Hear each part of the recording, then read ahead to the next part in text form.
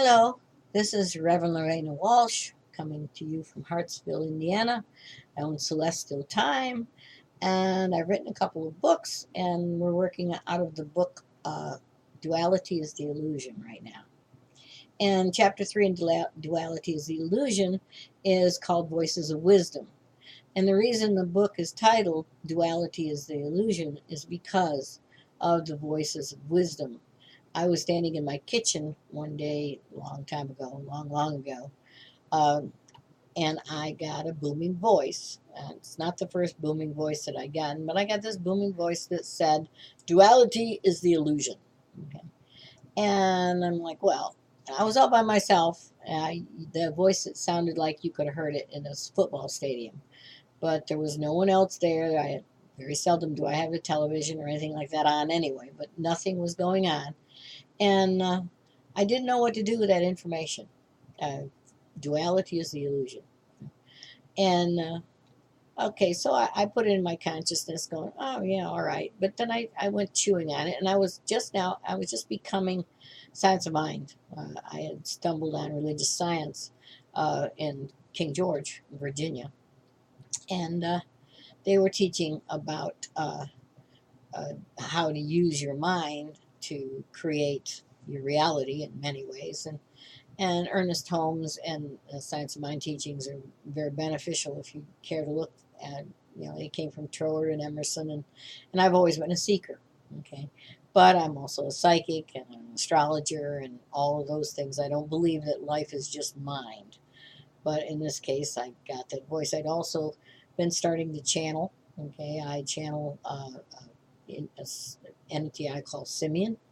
He is one of my main guide, I believe, and I also channel this group called We. Okay, just lately, 30 years later, I think that We is really the Palladians, but I didn't ask who We. I was just channeling. I didn't channel for a long time because, well, I just didn't. I don't know why. I learned how to do it, and I enjoyed doing it, and I worked with it, and I did some automatic writing, but uh, you have to you have to be in a really particular place, and at that time I didn't feel like I needed to be grounded. I didn't want to be grounded. I wanted to be oh so cosmic. And it came to me in a epiphany, yeah, that I needed to be grounded. And so then I started working on grounding, and one thing led to the other. And you usually have two people when you're channeling. You have one person there that holds the energy for you. You're just not there by yourself. um, but duality is the illusion, is the law that we live by. We have to have duality. I've said it many times in our classes here so far.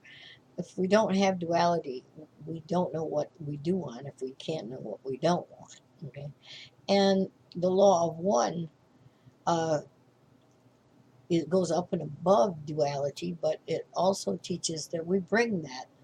We come into this third dimensional reality with blindfolds on and thinking that there's something against us. And the nature of the game pretty much is to realize you're not your body. Your body is your tool, is your vehicle. It's the thing that you use to move forward in life, but it's not who you are. Okay? Who we are is a spiritual energy that is very creative. We only have two of our 12 strands of DNA activated. And as you clear your pineal gland, as the sun makes it's a bit of a transition here, and it gets brighter and stronger, I believe our species is going to be waking up. Okay. Um, I had a vision one time. This is 40 years ago, probably. I was standing in space, and the wind was, wow, it was just the whoosh and the wind and this vision. And I saw the Earth, and I was amazed at how fast it was going. It seemed like it was careening through space. And I saw it hit what now we would call a plasma shield, but this was before Star Trek. That's how old this vision was. And it hit this shield or this place in space, and it became two. It went from one Earth to two Earths. and they were identical, except the one that went sort of down was lush and green, and it was like pristine. It was like uh, totally natural, and the one that went up was as just as beautiful, but it was seemed lighter. It didn't seem to have the density.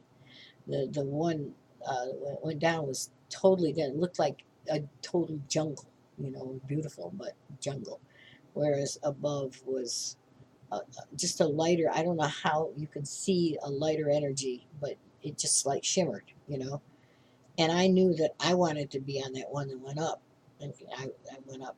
There's people now talking about Earth going to the fourth dimension. I don't know where Earth's going to. I don't know if that vision was true. I've had many, many visions. I'll probably share them with you as they come up. But where whatever is happening, the fourth dimension, to me, is the place that I tap into when I'm doing mediumship work, or the place I go through when I channel. When you channel an energy, uh, you create, to me, I create a funnel through the fourth dimension up into the fifth, sixth, and beyond, where the guides, the master teachers, are. Okay. Now, everything is all around. It's so misleading to go, well, this is the third, the second was here, the fourth, because that's our monkey mind, and it's like we've got to put it in order, 1, 2, 3, 4, or densities higher and lower. Where in truth it is all in one energy, and time is irrelevant. Time and space are something we use here in three-dimensional reality. It's different when you get out of this dimension. That I'm positive of. I'm absolutely positive. I've done enough uh, astro traveling and channeling and such like that to know. I just absolutely know that this third dimensional reality here is, I bump into things and I get a bruise, but my body and those things are solid and dense. I am running this vehicle and it's bumper cars sometimes, I'm telling you. Uh, but anyway, I also channel this we energy. It almost every time we would come in, the first thing out of the mouth was, we have seeded this planet. Okay. And we have seeded this planet. And everything is just as it should be, pretty much. It's a gist of it. Maybe one of these days, I'm kind of, channeling has been coming back into my consciousness a little bit, so I may start doing some channeling. Um, but, I call myself a practical spiritual teacher. And that doesn't sound very practical to someone that is a layperson that doesn't really, it hasn't been into any of this. But if you haven't been into any of this, chances are you're not watching me anyway. If you are, bear with me. I'm not crazy, certifiably not crazy. Okay, little nuts, but I'm not crazy. I'm not hearing things. None of those things. That's a different kind of mental health. In fact, behind you, there's a mental health certificate there that says I kind of know what I'm talking about in the mental health field. But everyone has information, guides that come to them, whether it's the voice of wisdom in your head. It could be a stadium. It could be a whisper.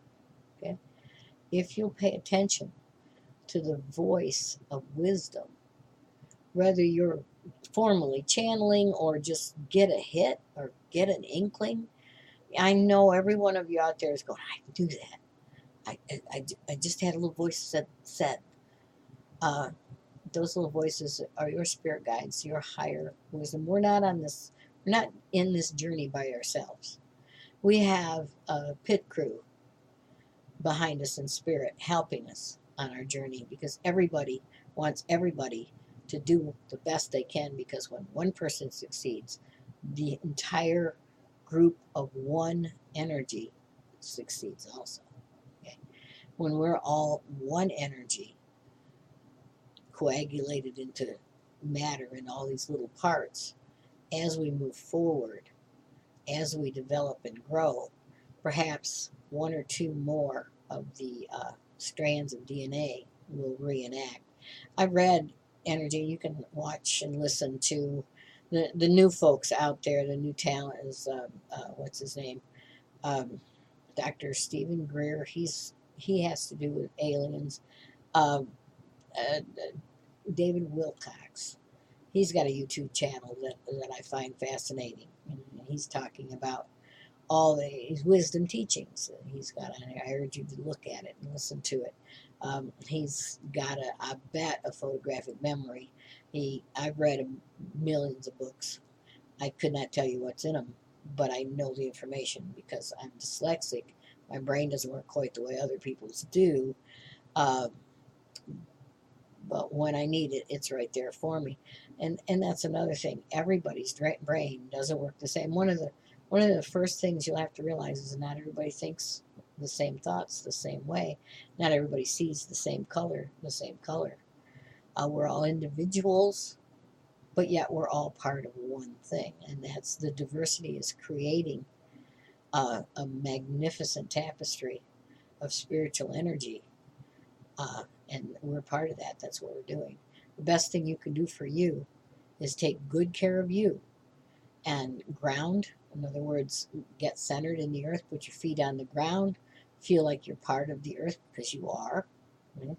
And after you've done that, begin to see and listen to your higher voices, listen to your inner wisdom, follow that. Begin to feel secure in this world because of your pit crew, because of all the people that are there, and you yourself. And you will walk through this world with your head high. You'll be happy. That's just a byproduct. You know? You may or may not have a Ferrari, but you may or may not want one, but you will be happy. And it's the happiness that adds to the collective. Whatever makes you happy adds to the collective. Now, what makes you happy that harms no one else. Do as you will, harm none. That's a Buddhist, or I mean a Wiccan thing. It's also in Buddhist text, but not the same way. Um, you know, within reason. Listen to your own inner wisdom. Listen to the voices of reason, the voices of wisdom, and share this life with all the rest of us the best possible way you can. Hold the light. Hold the light. Bring the light in and hold the light. That's all you got to do.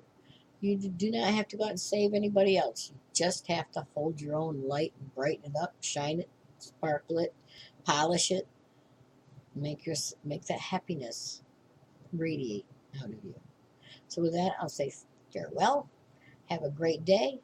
Please pick up my book because I'd like it if you picked up my book. Here's my book. I'm picking it up. Duality is the Illusion. This is a workbook.